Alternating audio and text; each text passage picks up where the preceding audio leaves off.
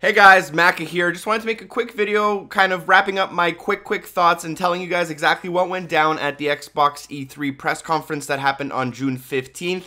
I'm going to be going through all the topics and stopping at the ones that I want to talk about, my opinions. This is mostly an opinion piece.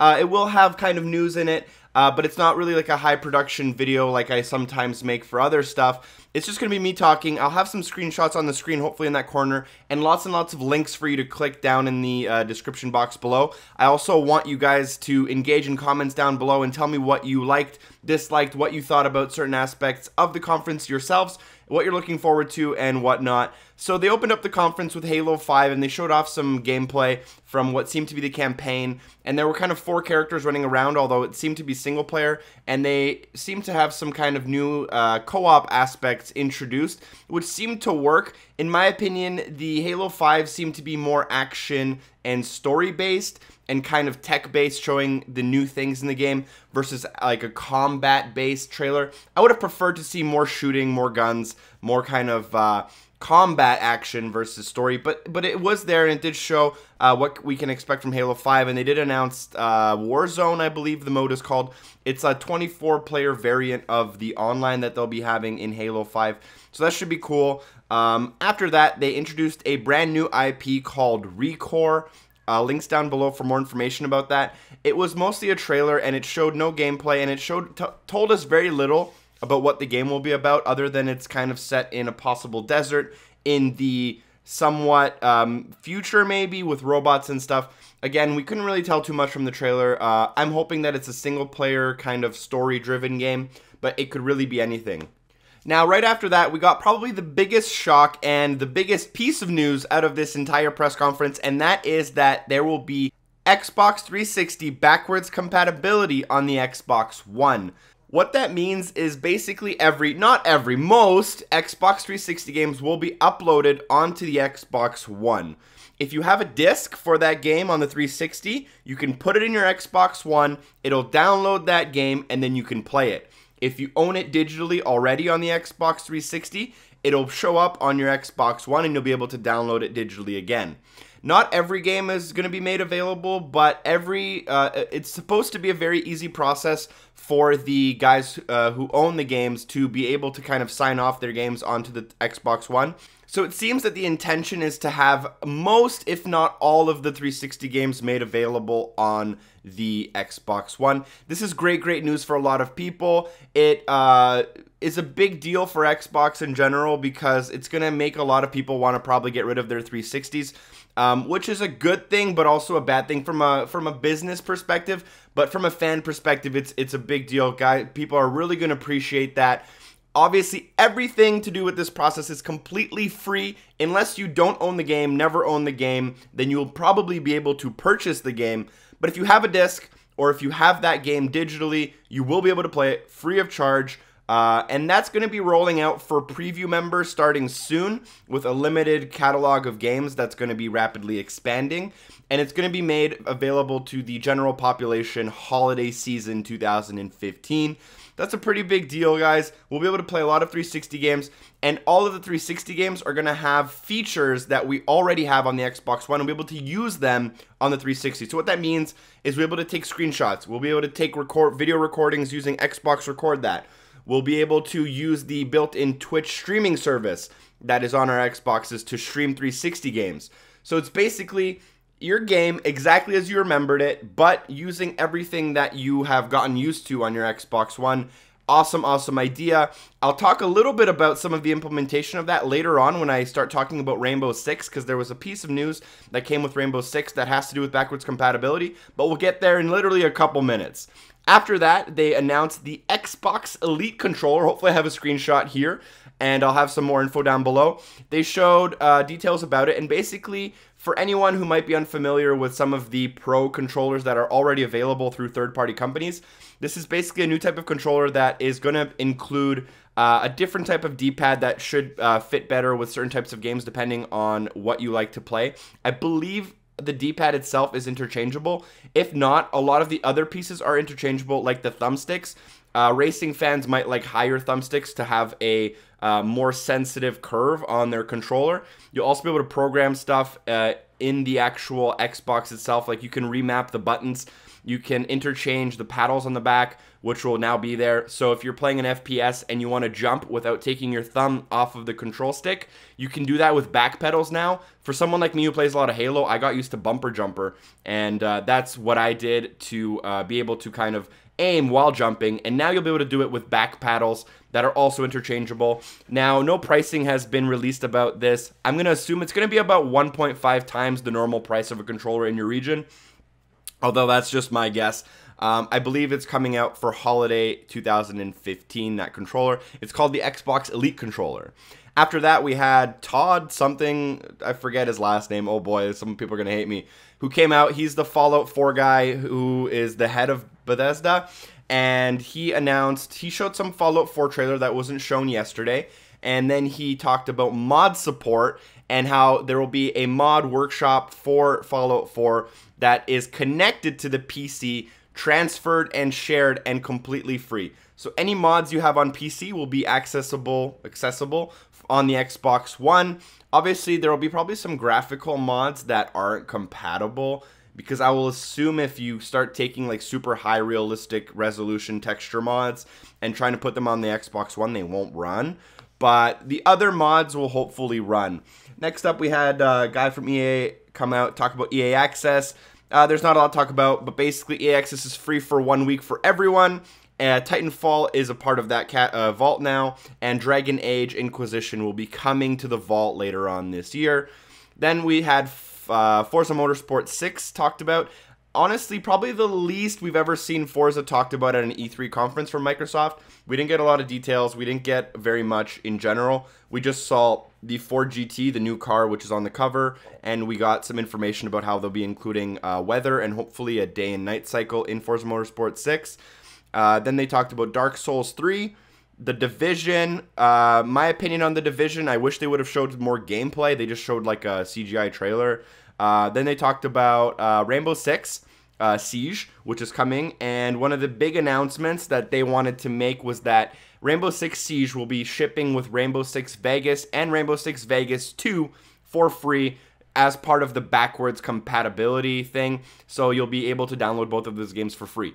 Now, this is the first time we've ever heard an announcement like this, but I saw this tweeted by Mike Bithell, who's making a game called Volume on the PlayStation and the PC, and I couldn't agree more with what he said. He basically said that if making a game backwards compatible from the 360 to the Xbox One is as easy as Microsoft claims it to be, which hopefully it is, having older games come free with newer games is going to be super, super, super common. So what that means is you can start expecting games like Fallout 4 to ship with Fallout 3. You can expect Rainbow Six to come with Rainbow Six, the older ones. And this is going to be pretty much the norm for games if backwards compatibility is really as easy as they say it is. And there's a lot of reasons. It's just such an easy incentive. They're making so little money on the older games that it's really a no-brainer to include those games for free, make the customers think, oh wow, I'm getting a lot of value for this game. They might start making them as pre-order bonuses, which I wouldn't be a fan of, but I wouldn't be surprised to see a pre-order bonus for a game to include the older game, and stuff like that. No word about backwards compatibility and achievements so far. Then from Rainbow Six, they moved on to talk about a free-to-play MOBA, massively online battle arena game. I think that's what it stands for. I want to say League of Legends type game called Gigantic. They showed a little bit of a trailer there. They talked about the ID at Xbox games, and they specifically showed off a game called Ashen, which I thought looked really cool. Beyond Eyes, which can be really cool, but I don't know if there's a game there. Like Beyond Eyes, it's a game about you play a blind girl who experiences the world through touch, smell, and sound. It looks awesome. It looks very unique. I just hope there's an actual game there. Then we saw Tacoma from Steve Gaynor, who is the lead of Fulbright, who made Gone Home. Then we saw Cuphead, which is going to be an Xbox exclusive as well. Those are all part of the Indie ID at Xbox program. Then we heard about a new service called Xbox Game Preview, aka Early Access for the Xbox. There are 2 games. This service is available right now. There are 2 games. I don't remember the first one, but the other one is Elite Dangerous, which is probably the bigger of the 2 games.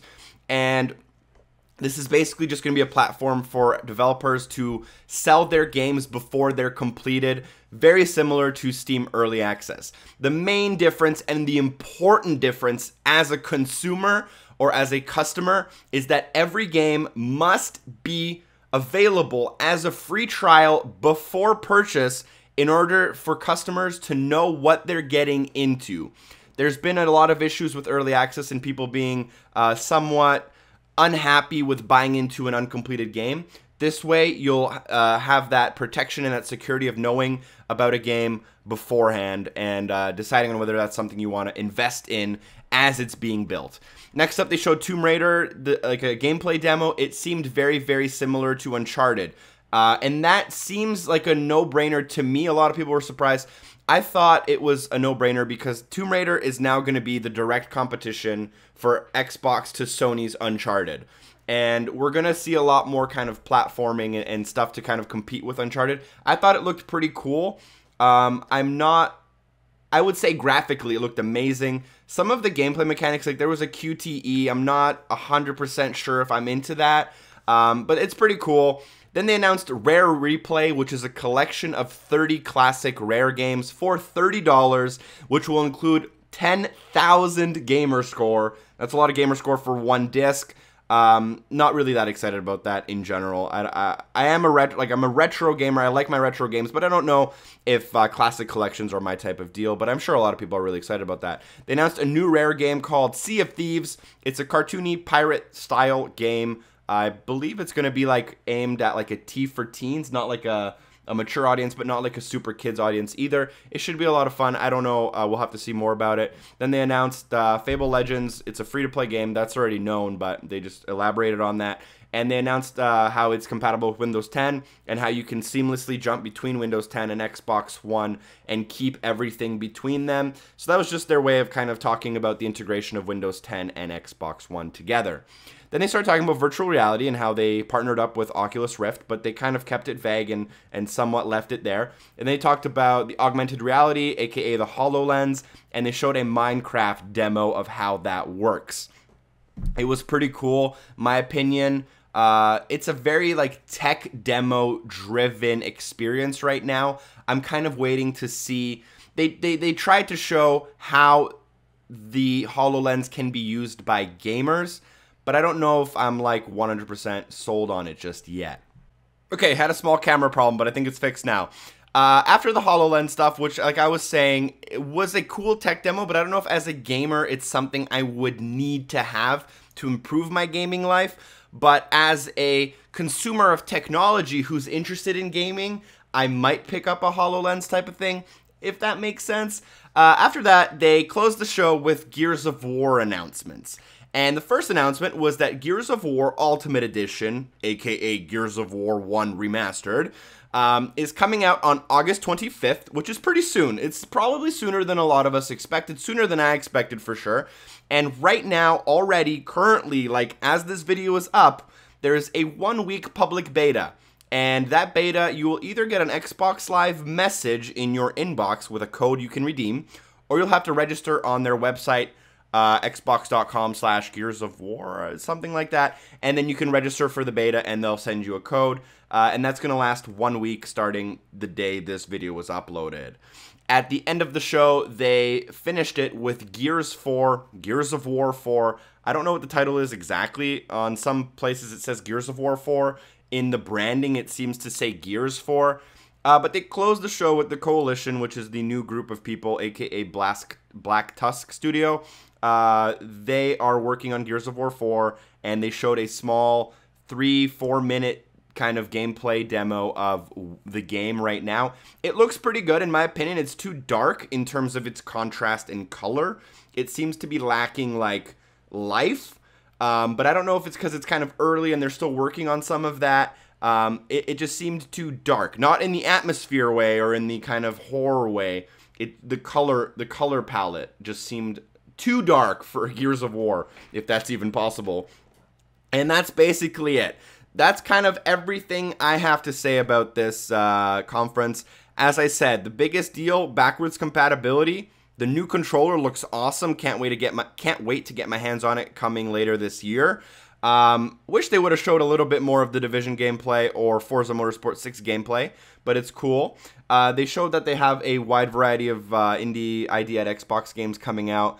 Xbox game preview. I'm not an early access type of guy, but I know a lot of people really like that idea. Mods from the PC coming through on the Xbox One. I know a lot of people love that idea. Tomb Raider looked cool. A lot of people who enjoy the Rare classic games are really going to like Rare Replay.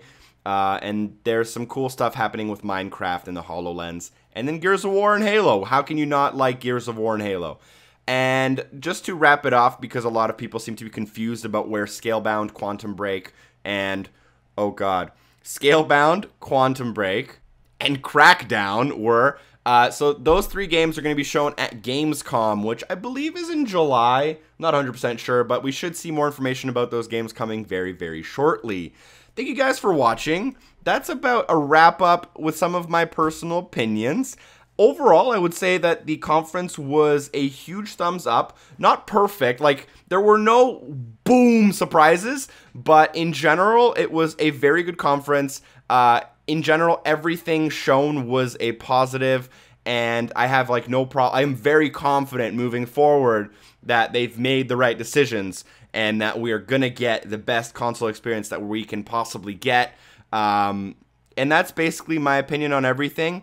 Not everything in the list of things will be for everyone. But that's kind of how games work, right? Not everything is aimed at everyone. There's kind of markets and niches with certain people who like certain things. And it seems that a lot of the things are covered and a lot of different types of gamers are going to be happy.